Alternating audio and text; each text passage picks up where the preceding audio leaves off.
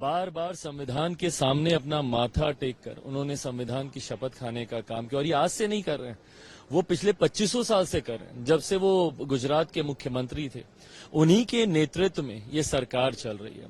आज तक ऐसा कोई एक उल्लंघन मुझे बता दीजिए ना जो संविधान का हुआ हो, जिसकी वजह से ये लोग इस तरीके का भ्रम फैलाने का कार्य करते हैं। हकीकत है, विपक्ष के पास कोई मुद्दा नहीं है, लोगों को सिर्फ डरा कर ही ये उनका मत हासिल करते हैं और यही प्रयास इस बार चुनाव में भी इन लोगों ने किया। लेकिन दूसरी तरफ नीट को लेकर जिस तरह से सीधे सीधे आज आरजेडी ने प्रेस कॉन्फ्रेंस करके आरोप लगाया कि इसका तो सेंटर बिहार और गुजरात है, यही से सारी गड़बड़ियां होती। जांच पूरी तरीके से चल रही है और जो भी दोषी होगा, सरकार कतई नहीं भाग रही। हम लोग के पास छुपाने के लिए कुछ नहीं है, हम लोग खुद चिंतित है। मेरे प्रधानमंत्री ने सबसे पहले संभवतः ये बातें इस तरीके से सामने भी नहीं आई थी, तब से उनकी चिंता है। सारे स्टेक होल्डर्स से बात चल रही है, भले वो पेपर लीक का मामला हो या फिर जिस तरीके से ग्रेस मार्क्स देकर कई छात्रों की चिंताएं बढ़ी हैं। इन तमाम विषयों को ध्यान में रखा जा रहा है। जांच एजेंसी भी अपने स्तर पर इन्वेस्टिगेशन कर रही है। जो भी दोषी होगा, भविष्य में ऐसी घटना ना घटे, इस बात को सरकार सुनिश्चित करेगी।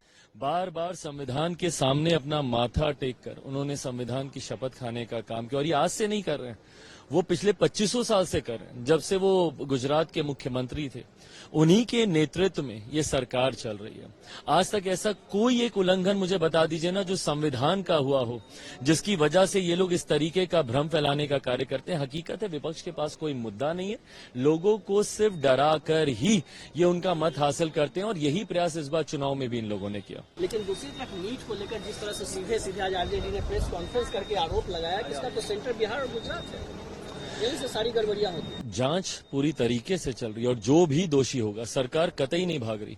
हम लोग के पास छुपाने के लिए कुछ नहीं है, हम लोग खुद चिंतित है। मेरे प्रधानमंत्री ने सबसे पहले संभवतः ये बातें इस तरीके से सामने भी नहीं आई थी, तब से उनकी चिंता है। सारे स्टेक होल्डर्स से बात चल रही है, भले वो पेपर लीक का मामला हो या फिर जिस तरीके से ग्रेस मार्क्स देकर कई छात्रों की चिंताएं बढ़ी हैं। इन तमाम विषयों को ध्यान में रखा जा रहा है। जांच एजेंसी भी अपने स्तर पर इन्वेस्टिगेशन कर रही है।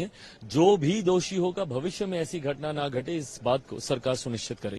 बार बार संविधान के सामने अपना माथा टेक कर उन्होंने संविधान की शपथ खाने का काम किया और ये आज से नहीं कर रहे हैं, वो पिछले 2500 साल से कर रहे हैं। जब से वो गुजरात के मुख्यमंत्री थे, उन्हीं के नेतृत्व में ये सरकार चल रही है। आज तक ऐसा कोई एक उल्लंघन मुझे बता दीजिए ना जो संविधान का हुआ हो, जिसकी वजह से ये लोग इस तरीके का भ्रम फैलाने का कार्य करते हैं। हकीकत है, विपक्ष के पास कोई मुद्दा नहीं है, लोगों को सिर्फ डरा कर ही ये उनका मत हासिल करते हैं और यही प्रयास इस बार चुनाव में भी इन लोगों ने किया। लेकिन दूसरी तरफ नीट को लेकर जिस तरह से सीधे सीधे आज आरजेडी ने प्रेस कॉन्फ्रेंस करके आरोप लगाया कि इसका तो सेंटर बिहार और गुजरात है, यही से सारी गड़बड़ियां होती। जांच पूरी तरीके से चल रही है और जो भी दोषी होगा, सरकार कतई नहीं भाग रही।